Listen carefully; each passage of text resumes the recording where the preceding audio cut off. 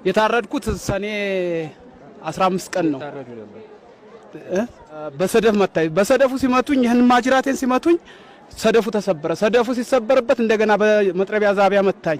ሞትኩበት። ስሞትበት ዞሮ ቦሮቹን አየና ተመልሰው እንደገና አብየ ብድግ አልኩ። ነፍሴን ዘርቼ ብድግ ስል እንደገና የመጨረሻ ላይ በገዛ ቆንጭራይ በጎራዴ ነው ያረዱኝ እና እንደዛ ነው።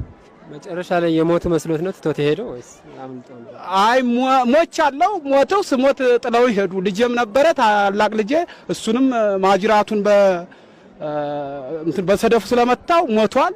እሱንም ሞተ ብለው በእንትኑ በስለቱ ግን አልነኩትም። ያው በመጥረቢያው ዛቢያ ብቻ ነው የመታው እና በሰደፉ ነው የመታው።